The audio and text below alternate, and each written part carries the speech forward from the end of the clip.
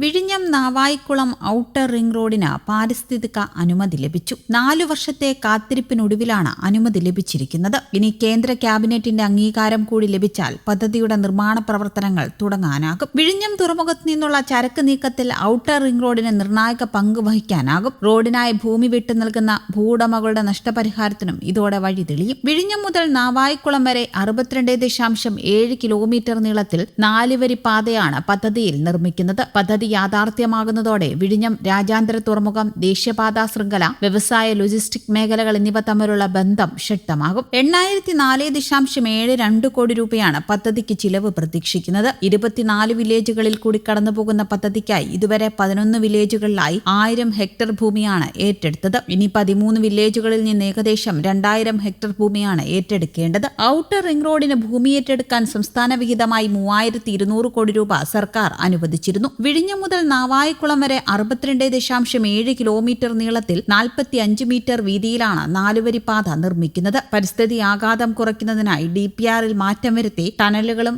വയഡക്റ്റുകളും ഉൾപ്പെടുത്തിയ വിവരങ്ങൾ കേന്ദ്ര മന്ത്രാലയത്തെ അറിയിച്ചിരുന്നു. പാതയുടെ നിർമ്മാണത്തിനായി ഭൂമി വിട്ടു നൽകിയ 24 വില്ലേജുകളിലെ 6500ഓളം കുടുംബങ്ങൾക്ക് ആശ്വാസമായി ഭൂമി ഏറ്റെടുക്കലിനുള്ള സംസ്ഥാന വിഹിതമായ 3200 കോടി രൂപ സർക്കാർ നേരത്തെ തന്നെ അനുവദിച്ചിരുന്നു. ഭൂമി ഏറ്റെടുക്കൽ ചെലവിന്റെ പകുതി തുകയും സർവീസ് റോഡ് നിർമ്മാണത്തിനുള്ള 477.33 കോടി രൂപയും സംസ്ഥാനമാണ് വഹിക്കുന്നത്. നിർമ്മാണ സാമഗ്രികളുടെ GSTയും റോയൽറ്റിയും ഒഴിവാക്കിയുള്ള ഇളവുകളും സംസ്ഥാന സർക്കാർ നൽകിയിട്ടുണ്ട്. വിഴിഞ്ഞം തെക്കേട നാവായിക്കുളം എന്നിങ്ങനെ 2 റീച്ചുകളായി തിരിച്ച് 3 വർഷത്തിനകം നിർമ്മാണം പൂർത്തിയാക്കാനാണ് പദ്ധതി ലക്ഷ്യമിടുന്നത്. ഈ പാതയിൽ 3 വലിയ പാലങ്ങൾ, 16 ചെറിയ പാലങ്ങൾ, 5 വയഡക്റ്റുകൾ, 90 അണ്ടർപാസുകൾ, ഓവർപാസുകൾ, 9 ഫ്ലൈ ഓവറുകൾ, ട്രംപ്റ്റ് ഇന്റർചേഞ്ചുകൾ എന്നിവയും ഉണ്ടാകും. റോഡിന്റെ തുടർച്ചയായി കൊല്ലം ചെങ്കോട്ട ഗ്രീൻഫീൽഡ് ദേശീയപാത കൂടി വരുന്നതോടെ ചരക്ക് നീക്കം കൂടുതൽ സുഗമമാകും. പായോരം കേന്ദ്രീകരിച്ച് 8 സാമ്പത്തിക മേഖലകളിലായി 34,000 കോടി രൂപയുടെ വികസന പദ്ധതികളും 2.5 ലക്ഷത്തോളം തൊഴിലവസരങ്ങളുമാണ് വരാനിരിക്കുന്നത്. അതിനിടെ വിഴിഞ്ഞം തുറമുഖത്ത് തദ്ദേശീയമായ ഉൽപ്പന്നങ്ങളുടെ കയറ്റുമതിയും ഇറക്കുമതിയും അനുവദിക്കുന്ന എക്സീം ചരക്ക് നീക്കം ഓഗസ്റ്റ് 18 തുടങ്ങും. എന്നാൽ തുറമുഖത്തേക്ക് ചരക്കെത്തിക്കാനും കൊണ്ടുപോകാനും ആവശ്യമായ ഭൂഗർഭ റെയിൽ ലിങ്ക് ഇഴഞ്ഞു നീങ്ങുകയാണ്. ഭൂഗർഭ റെയിൽപാതയ്ക്കായി 11.5 ഏക്കർ ഭൂമി ഏറ്റെടുക്കേണ്ടതുണ്ട്. ഇതിന്റെ നടപടികൾ പുരോഗമിക്കുകയാണെന്ന് റിപ്പോർട്ടുകൾ പറയുന്നു. തുറമുഖത്ത് നിന്ന് ബാലരാമപുരത്തേക്കാണ് ഭൂഗർഭ റെയിൽ ലിങ്ക്. ബാലരാമപുരം ഭാഗത്തെ 11.5 ഏക്കർ ഭൂമിയാണ് ഏറ്റെടുക്കാനുള്ളത്. 10.7 കിലോമീറ്ററാണ് പാത.